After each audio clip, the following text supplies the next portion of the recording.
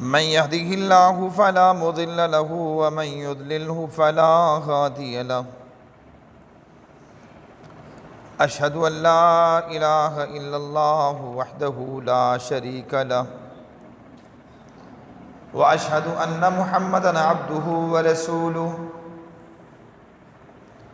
أما بعد فإن خير الحديث كتاب الله، وخير الهدي هدي محمد صلى الله عليه وسلم،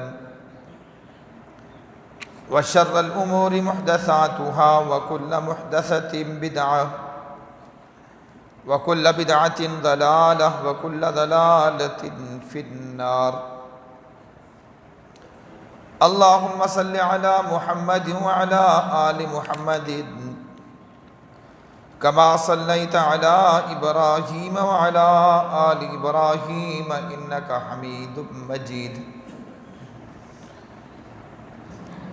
اللهم بارك على محمد وعلى آل محمد كما باركت على إبراهيم وعلى آل إبراهيم إنك حميد مجيد.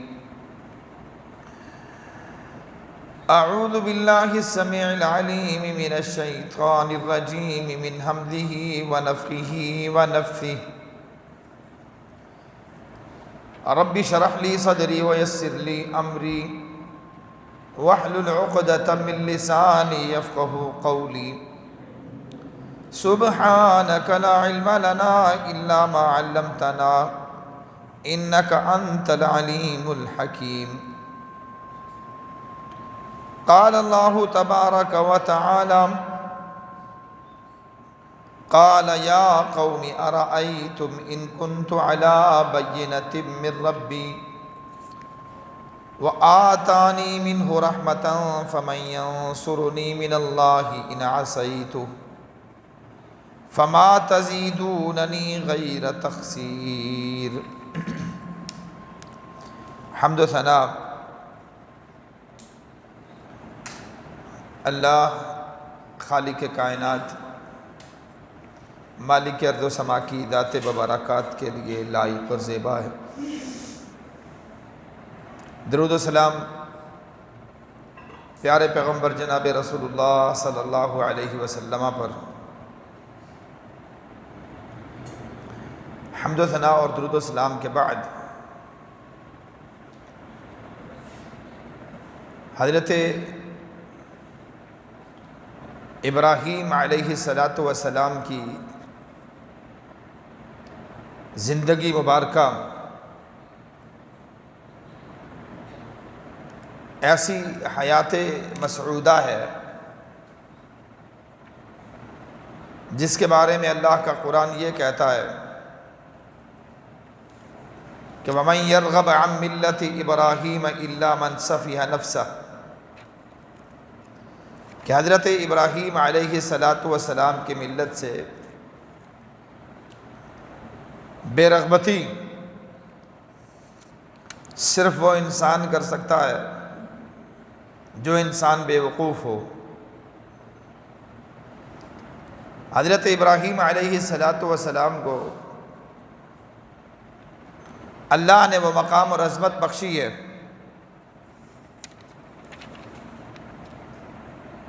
کہ یہودی بھی اپنے آپ کو ابراہیمی کہلاتے ہیں اور ابراہیم ملت ابراہیم پر ہونے کا دعویٰ کرتے ہیں. عیسائی بھی یہ کہتے ہیں کہ حضرت ابراہیم علیہ السلام ہمارے تھے، اور اہل اسلام کا دعویٰ بھی یہی ہے کہ ابراہیم علیہ السلام کا تعلق دین اسلام کے ساتھ تھا. اسی لیے اللہ فرماتے ہیں کہ ابراہیم علیہ السلام سے بے رغبتی صرف بیوقوف لوگ ہی کر سکتے ہیں. خود جناب رسول اللہ صلی اللہ علیہ وسلم کو یہ حکم دیا گیا کہ ان اتبع ملت ابراہیم حنیفہ، کہ اللہ کے نبی علیہ الصلاۃ والسلام آپ بھی سیدنا ابراہیم علیہ الصلاۃ والسلام کی ملت کی تابعداری کریں۔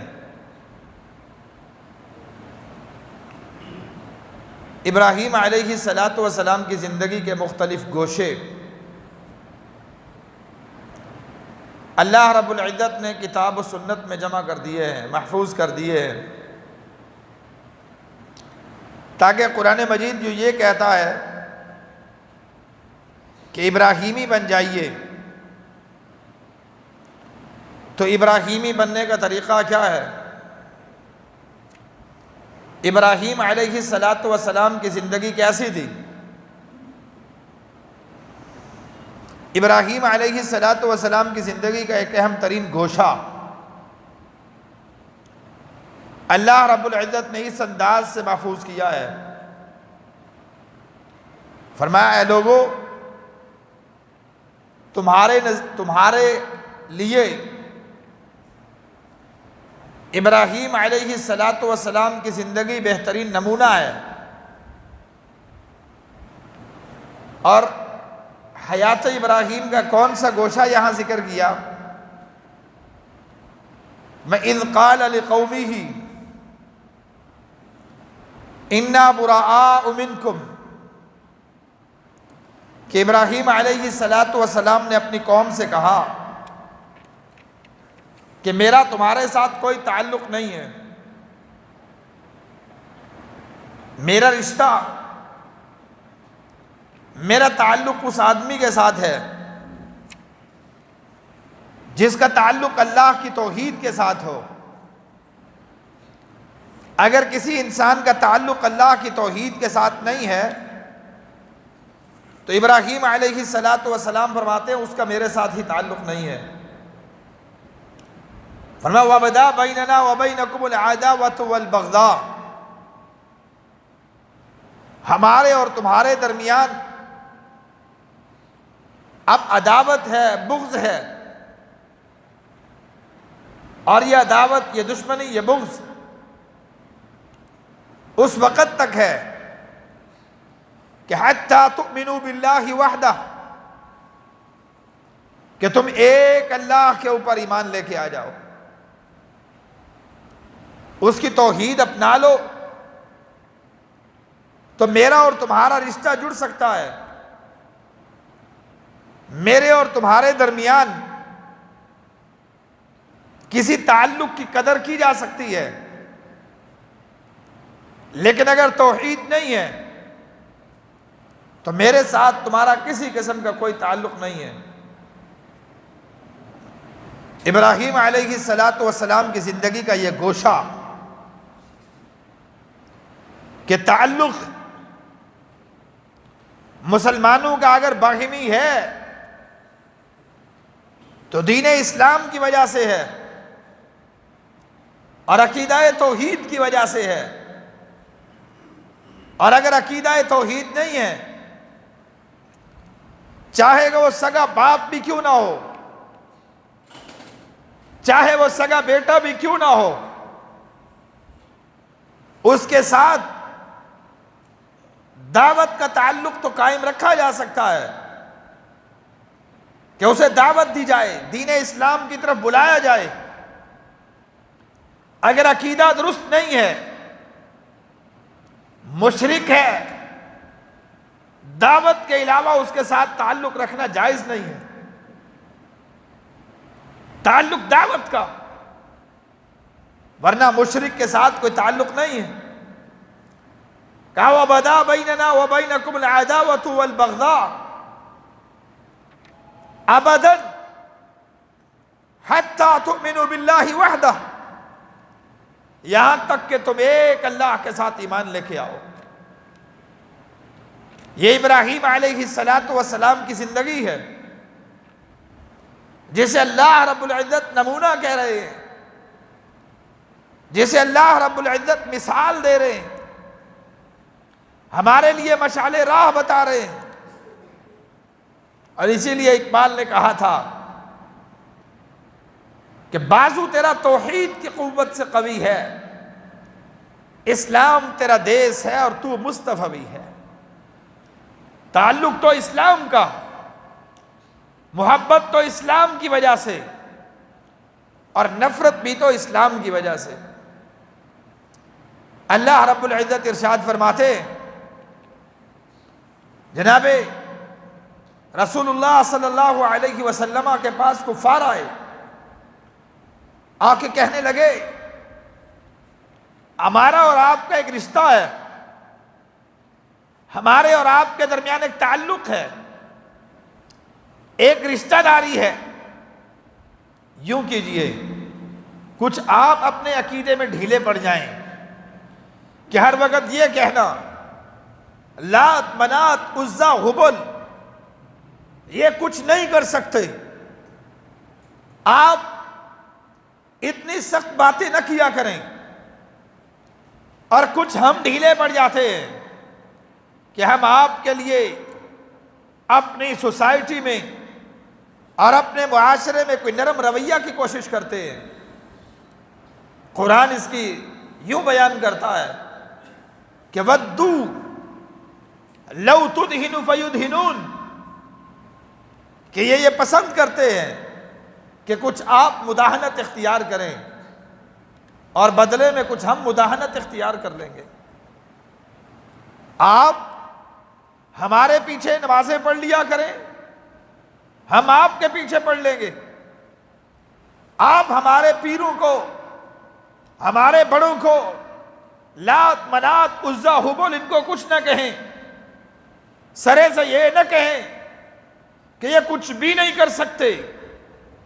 لا الہ، ہم اللہ کو ہم بھی مانتے ہیں، یہ لا الہ کی جو بات آپ کرتے ہیں آپ یہ کہنا چھوڑ دیجئے، یہ نہ کہیں، ہاں یہ کہیے کہ اللہ رزق دیتا ہے، اللہ روزی دیتا ہے، اللہ بیٹے دیتا ہے، اللہ بیٹیاں دیتا ہے، اللہ نے کائنات بنائی ہے، زمین کا مالک اللہ ہے، آسمان کا مالک اللہ ہے، یہ ساری بات کہیے، ہم بھی مانیں گے اس بات کو، لیکن آپ جو یہ بات کہتے ہیں کہ اس کے علاوہ کسی قسم کا کوئی اختیار کسی کے پاس نہیں ہے، آپ کی یہ بات اچھی نہیں ہے۔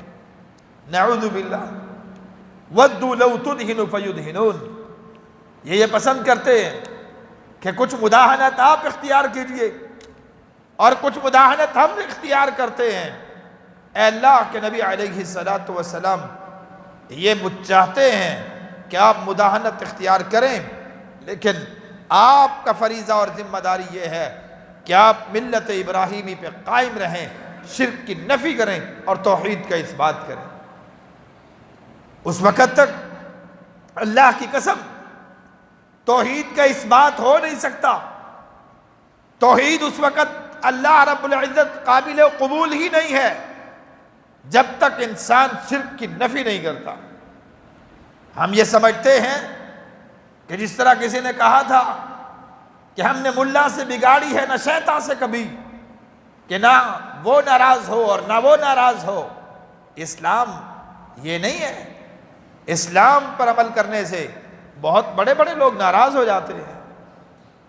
ان اتبع ملت ابراہیم حنیفا، حنیف کیا ہے؟ یک طرفگی کسے کہتے ہیں کہ ساری کائنات کو چھوڑ کر ایک اللہ کے ساتھ اپنے تعلق کو قائم کر لینا۔ انا اغنی الشرکاء یعنی شرک، اللہ فرماتے ہیں میں شریکوں سے پاک ہوں۔ یہ نہیں ہے کہ ایک ہی دل میں علی حجویری کی محبت بھی ہو اور اسی دل میں میری محبت بھی ہو، ایک ہی دل کے اندر داہور والے کو بھی داتا کہا جائے اور مجھے بھی داتا کہا جائے۔ انا اغنی الشرکاء یعنی شرک، اللہ فرماتے ہیں جس نے اس کا ہونا ہے وہ اس کا ہو جائے اور جس نے میرا ہونا ہے وہ صرف میرا ہو جائے۔ یہ نہیں ہے کہ ادھر بھی رہے اور ادھر بھی رہے، نہیں، پہلے اللہ انکار کراتے ہیں، ساری کائنات کا انکار پہلے کیجئے اور میرا اس بات اور میرا اقرار بعد میں کیجئے۔ کلمہ توحید کو دیکھ لیجئے، کلمہ توحید میں اللہ رب العزت نے پہلے غیر اللہ کی نفی کی، بعد میں اپنا اس بات کیا کہ لا الہ الا اللہ۔ پہلے یہ کہ کوئی الہ نہیں ہے، یہ نہیں کہا کہ لوگوں تمہارا الہ اللہ ہے، نہیں، پہلے فرمایا تمہارا اور کوئی الہ نہیں ہے، پھر فرمایا ایک اللہ ہے۔ اللہ نے اپنا اس بات بعد میں کیا، شرک کا انکار پہلے کیا۔ توحید اللہ کے ہاں وہ معتبر ہے جس میں شرک کی بے کنی کی جائے، جس میں اللہ کی توحید وہ معتبر ہے جس میں شرک کا کسی قسم کا کوئی شائبہ تلک موجود نہ ہو۔ لا الہ الا اللہ، لوگوں اللہ کے علاوہ کوئی معبود نہیں ہے۔ پہلے فرمایا پہلے غیر اللہ کا انکار کرو، بعد میں میرا اس بات کرو۔ سورہ بقرہ میں کس الفاظ سے اللہ بیان کرتے ہیں کہ قد تبین الرشد من الغی فمن یکفر بالطاغوت ویؤمن باللہ۔ فرمایا ہدایت کا راستہ بھی واضح ہے، ضلالت کا راستہ بھی واضح ہے، اب فمن یکفر بالطاغوت ویؤمن باللہ، طاغوت کا انکار جو پہلے کر دے، ویؤمن باللہ، پہلے طاغوت کا انکار کرے، پہلے غیر اللہ کا انکار کرے، اور اس کے بعد ویؤمن باللہ، پھر اللہ کے اوپر ایمان لے آئے، فقد استمسک بالعروۃ الوثقی، یہ بندہ ہے جس نے اللہ کی مضبوط رسی کو تھام رکھا ہے۔ ورنہ اگر شرک کی نفی، غیر اللہ کی نفی پہلے نہیں کرتا تو صرف اللہ اللہ کہتے رہنے سے یہ توحید نہیں ہے۔ جس طرح کے بعض لوگ یہ کہتے ہیں کہ دیکھیں جی مسلمان کیسے مشرک ہو سکتا ہے، مسلمان یا علی مدد کہتا رہے، یہ مشرک نہیں ہے، یہ علی حجویری کے دربار پہ سجدہ کرتا رہے، یہ مشرک نہیں ہے، اس نے توحید کا گویا کہ سرٹیفکیٹ دے رکھا ہے، یہ کوٹ مٹھن کے دربار کو جا کے چومے، وہاں سجدہ کرے، نظر و نیاز کرے، پھر بھی اس کو آپ مشرک نہیں کہہ سکتے۔ ہاں اگر کوئی ہندو اپنی کسی مورتی کے سامنے یا اپنے کسی بڑے کے سامنے جھک جائے تو آپ یہ کہیں گے کہ اس نے تو شرک کیا ہے۔ ایک مسلمان ہونے کا دعوے دار آدمی جب غیر اللہ کے سامنے اپنے ماتھے کو ٹیکتا ہے، اپنے ماتھے کو جھکاتا ہے، ہم یہ کہتے ہیں کہ یہ مشرک نہیں ہو سکتا۔ اللہ کی قسم یہ مشرک ہے، یہ شرک ہے۔ شرک کسے کہتے ہیں کہ ان تجعل للہ ندا فی العبادۃ وہو خلقک۔ عبداللہ ابن مسعود رضی اللہ تعالیٰ عنہ تشریف لائے، ارشاد فرمایا اللہ کے نبی شرک کسے کہتے ہیں، شرک کس چیز کا نام ہے؟ نبی علیہ السلام نے فرمایا عبادات کے اندر تو اللہ کے ساتھ جب شریک کرتا ہے، جب کوئی بندہ عبادات میں اللہ کے ساتھ کسی اور کو بھی عبادت کے اندر شریک کرتا ہے تو وہ شرک ہو جاتا ہے۔ اب عبادت کسے کہتے؟ یعنی اس حدیث سے ثابت یہ ہوا کہ عبادت اللہ کا حق ہے، جو عبادت غیر اللہ کی کرتا ہے وہ مشرک ہو جاتا ہے۔ آج شرک کی ڈیفینیشن اور شرک کی تعریف ہر انسان اپنی کر رہا ہے۔ پچھلے دنوں ایک سکالر کی میں تقریر سن رہا تھا، ایک نام نہاد سکالر جو یہ کہتے ہیں کہ دیکھیں جی جب تک کوئی اللہ کے علاوہ کوئی کسی کو یہ نہیں کہہ دیتا کہ مجھے پیدا اللہ کے علاوہ کسی اور نے کیا، جب تک کوئی اللہ کے علاوہ کسی اور کوئی عبادت شروع نہیں کر دیتا، آپ اس کو گمراہ کہہ سکتے ہیں۔ کسی کے سامنے وہ جھکتا ہے، کسی کے دربار پہ جاتا ہے، کسی کے لیے نظریں کرتا ہے، کسی کے لیے نیازیں کرتا ہے، اگر اس کی عبادت نہیں کرتا آپ اس کو گمراہ کہہ سکتے ہیں، آپ اس کو مشرک نہیں کہہ سکتے۔ یہ مفروضہ کس نے بتایا؟ عبادت کرنا کسے کہتے ہیں؟ عبادات کی اقسام ہیں، عبادات کی انواع ہیں۔ اللہ کے نبی علیہ السلام ارشاد فرماتے ہیں الدعاء هو العبادہ، دعا عبادت ہے۔ عبادت صرف اسی کو کہتے ہیں کہ انسان کسی کو اپنا حاجت روا مشکل کشا مانتا ہے، عبادت کہتے کسے ہیں؟ عبادت اللہ کے نبی علیہ السلام فرماتے ہیں الدعاء هو العبادہ، دعا عبادت ہے۔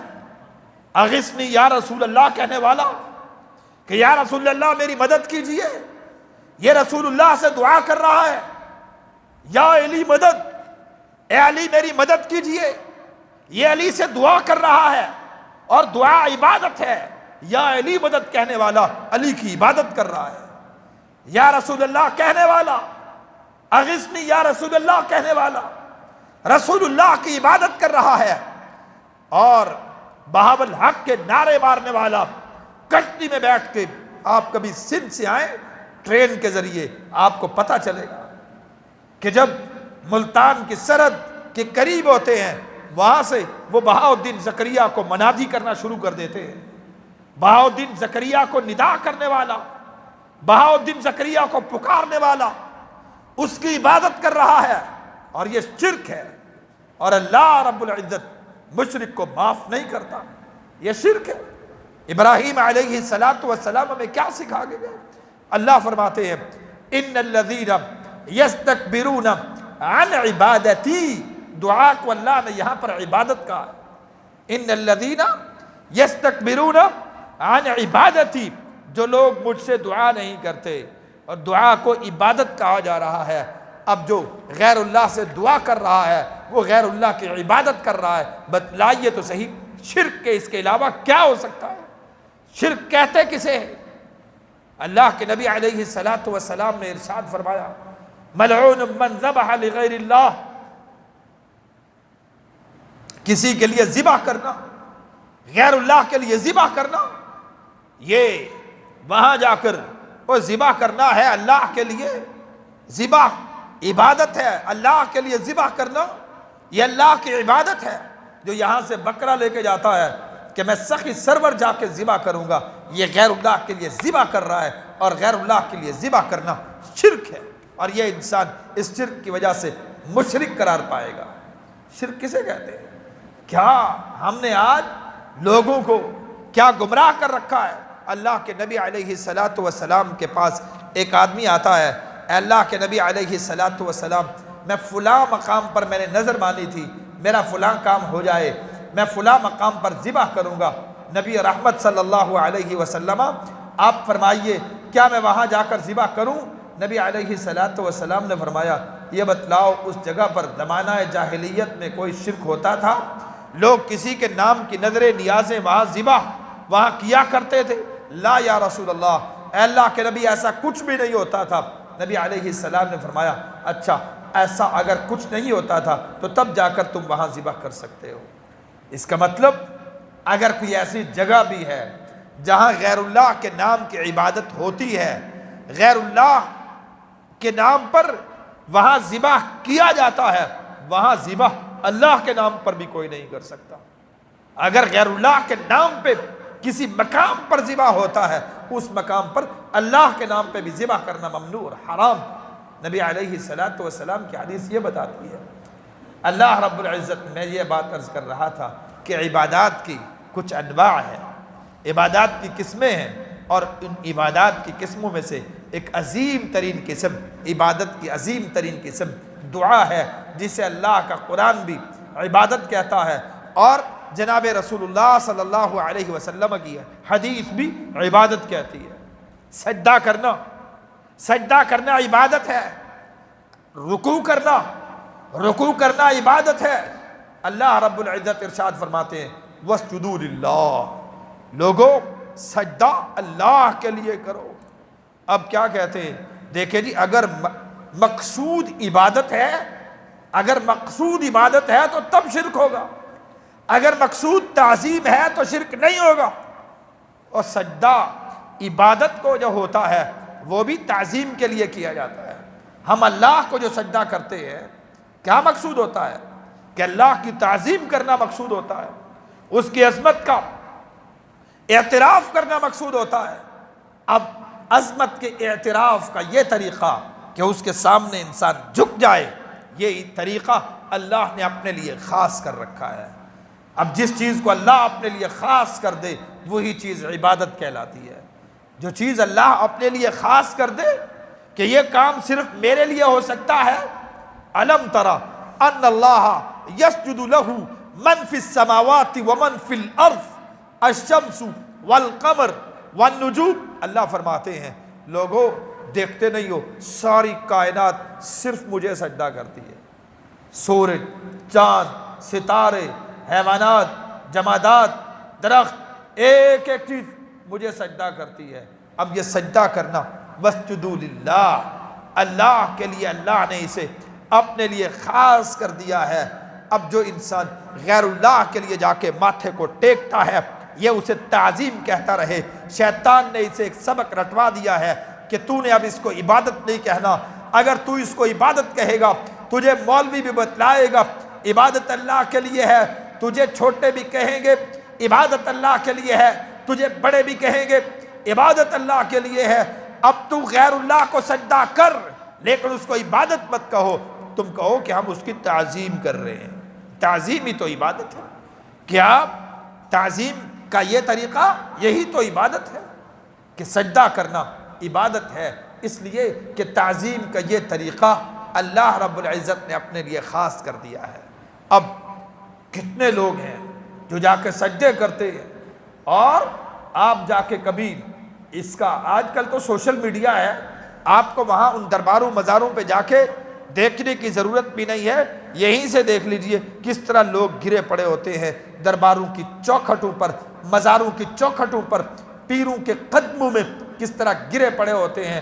اور اللہ اکبر میرے بھائی، یہ سارا کا سارا شرک ہے۔ ابراہیم علیہ السلام کیا کہتے ہیں؟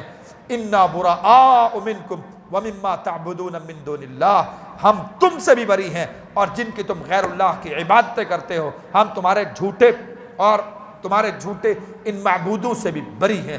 ہمارا نہ تمہارے ساتھ پھر کوئی تعلق ہے اور نہ تمہارے جھوٹے خداؤں کے ساتھ کوئی تعلق ہے۔ ابراہیم علیہ السلام کی زندگی کا سب سے عظیم سبق یہی ہے کہ ابراہیم علیہ السلام توحید پہ کمپرومائز نہیں کرتے، توحید کے اوپر کوئی سمجھوتا نہیں ہے۔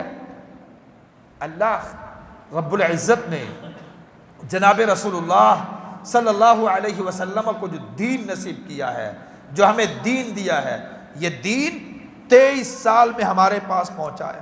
23 سال میں کبھی کوئی حکم، کبھی کوئی حکم، کبھی کوئی حکم، ایک ہی دن میں سارا دین کس لیے نہیں آ گیا؟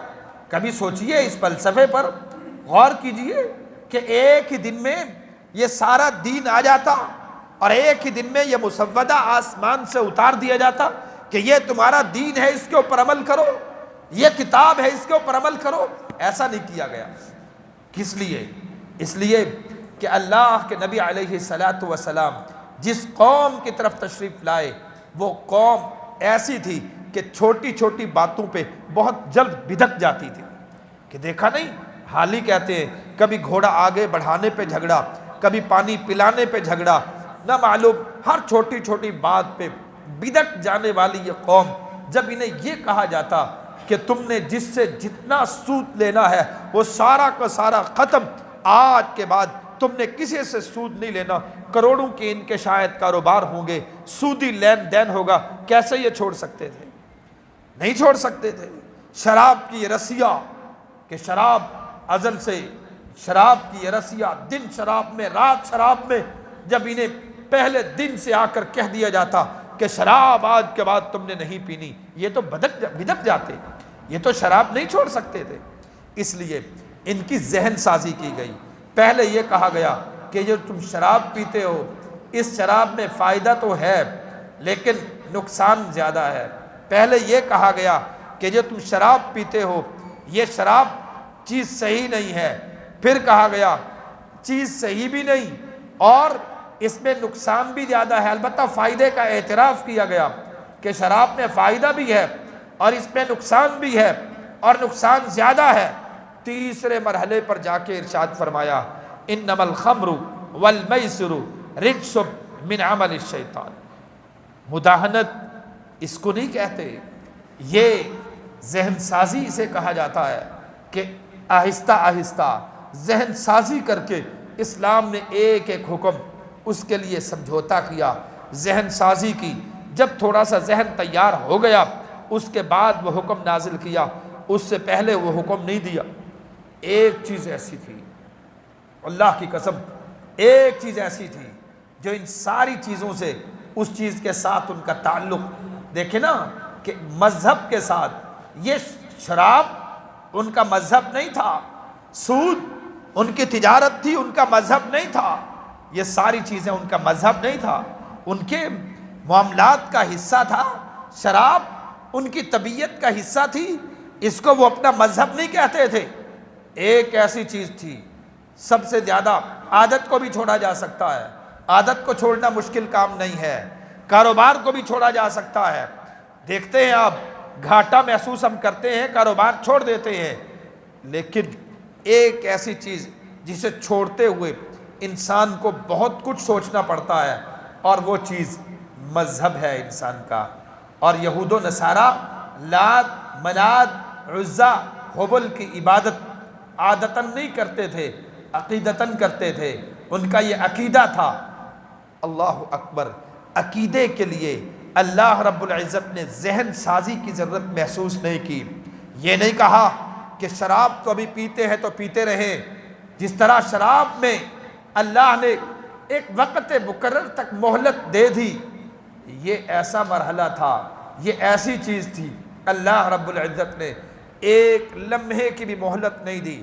فرمایا ان سب کو بلاؤ، سب کو بلایا گیا، یہ قریش کے سارے لوگ اکٹھے ہو گئے۔ پھر یہ نہیں کہا کہ اب ان کے ذہن سازی کرو، اب کچھ دن کے لیے بس ان کو بتلاؤ کہ جو اللہ ہے نا وہ زیادہ فائدہ دیتا ہے، یہ لات منات فائدہ دیتے تو ہیں لیکن کم دیتے ہیں، نہیں، پہلے دن بلایا، ذہن سازی کرنے کی ضرورت ہی نہیں۔ ارشاد فرمایا قولوا لا الہ الا اللہ تفلحوا تملک العرب والعجب، لوگوں نجات چاہتے ہو، فلاح چاہتے ہو، دنیا میں عزت چاہتے ہو، لات منات عزا حبل کچھ نہیں کر سکتے، سارے اختیارات ایک اللہ کے پاس ہے۔ کوئی کمپرومائز نہیں کیا، کوئی لگی لپٹی بات نہیں کی۔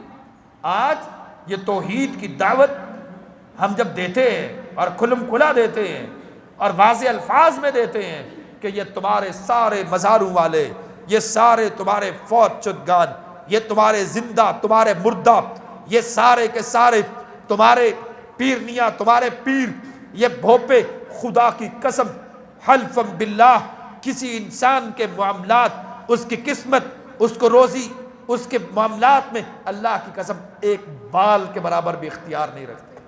خدا کی قسم جو ایک بال بگاڑنے کے اختیار کا بھی دعویٰ کرے، اللہ کی قسم ایسے انسان کا دین اسلام کے ساتھ کوئی تعلق نہیں ہے۔ جو خود دعویٰ کرتا ہے میں لوگوں کی قسمتیں بدل سکتا ہوں، میں روزیاں دے سکتا ہوں، میں موت و حیات کے معاملات میں تصرف کر سکتا ہوں، میں بیٹیاں دے سکتا ہوں، بیٹے دے سکتا ہوں، اللہ کی قسم ایسا دعویٰ کرنے والا انسان اور ابو جہل کے اندر ایک ذرے کا بھی فرق نہیں ہے۔ جس طرح وہ پکا مشرک اور پکا کافر ہے، اللہ کی قسم یہ بھی اسی طرح کا کافر ہے، اس میں ذرے برابر کی بھی شائبہ نہیں ہے۔ یہ توحید ہے، بڑی سخت ہوتی ہے توحید۔ جب کہا جاتا ہے، پھر بعض اوقات ہمارے اپنے ساتھی ہمیں کہتے ہیں کہ قاری صاحب اب یہ اس طرح کی سخت باتیں، آج کل اس کا دور نہیں ہے، اس طرح کی سخت باتیں نہیں کرنی چاہیے۔ اللہ کی قسم توحید موضوع ہی اتنا سخت ہے، توحید آسان مضمون نہیں ہے۔ پھر ہمارے فرقہ واریت کی دعوت چھوڑیے، اگر توحید کے اندر تمہیں فرقہ واریت نظر آتی ہے تو اللہ کی قسم تم اپنے ایمان کی خیر کرو، پھر تمہارا ایمان کمزور ہو گیا۔ اگر توحید ہی فرقہ واریت ہے جو ہمارے ایمان کی اساس ہے، جو ہمارے ایمان کی بنیاد ہے، جس کی وجہ سے ہمارا ایمان قائم ہے، جو ہمارے اعمال کا دروازہ ہے، اگر یہ توحید ہے تو تیری نماز قبول، توحید ہے تو تمہارا روزہ قبول، توحید ہے تمہارا حج قبول۔ اگر توحید نہیں تو اللہ کی قسم کسی قسم کی کائنات کی کوئی عبادت قبول نہیں ہے۔ اللہ کے نبی ابراہیم نے سمجھوتا نہیں کیا، جناب رسول اللہ نے سمجھوتا نہیں کیا، اللہ کے نبی علیہ السلام نے جن لوگوں کی جن کی عبادت کرتے تھے، اللہ کے نبی علیہ السلام نے اپنی پہلی دعوت میں ان سارے معبودان باطلہ کو باطل کہہ دیا، اور اکیلے تھے کوئی ساتھ نہیں تھا، کسی سے نہیں ڈرے، سب کے سامنے ببانگ دہل علل اعلان، فرد واحد، معاشرے کی نبض کو سمجھے بغیر، ان کے تیور دیکھے بغیر، ان کے ذہن پرکھے بغیر پہلے دن یہ کہہ دیا قولوا لا الہ الا اللہ تفلحوا، لوگو جن جن کی تم عبادت کرتے ہو سارے یہ تمہارے ایک پائی کے برابر، ایک ذرے کے برابر تمہارے معاملات میں اختیار نہیں رکھتے، سارے اختیارات ایک اللہ کے پاس ہیں۔ اللہ کے علاوہ کائنات کی کوئی طاقت، اللہ کے علاوہ کائنات کی کوئی طاقت تمہارے معاملات میں تصرف نہیں کر سکتی، تمہارے معاملات میں تمہاری بگڑیاں سنوار نہیں سکتی، اور تمہاری سنورے ہوئے معاملات بگاڑ نہیں سکتی۔ آج مسلمان ایماندار ہونے کے باوجود کبھی بھوپوں سے ڈرتا ہے، کبھی جنوں سے ڈرتا ہے، کبھی کسی سے ڈرتا ہے، کبھی کسی سے ڈرتا ہے۔ لوگوں ایک اللہ کی طرف آ جائیے۔ ابراہیم علیہ السلام کی زندگی کا سب سے جو پہلا سبق ہے، یہ ذی الحجہ کا مہینہ آگے جا کے شروع ہوگا، ذی القعدہ سے ہی یہ مضامین چلتے ہیں۔ بارکیف ابراہیم علیہ السلام کی زندگی کا سب سے عظیم اور سب سے جو قابل ذکر ان کی زندگی کا جو پہلو ہے وہ یہی پہلو ہے کہ لوگوں توحید، توحید اور صرف توحید، توحید ہے تو تمہاری عزت قائم ہے، بازو تیرا توحید کی قوت سے قوی ہے، اسلام تیرا دیس ہے اور تو مصطفی ہے۔ اگر توحید سگے باپ میں نہیں ہے، ابراہیم علیہ السلام اپنے باپ کو بھی چھوڑ دیتے ہیں، توحید کو نہیں چھوڑتے۔ اللہ رب العزت توحید کے معاملے میں ہمیں پختہ کر دے، ہمارے ایمانوں کو پختہ کر دے، توحید کے سلسلے میں اللہ رب العزت ہمیں مضبوط فرما دے۔ اقول قولی ھذا استغفر اللہ لی ولکم ولسائر المسلمین وآخر دعوانا الحمد للہ رب العالمین۔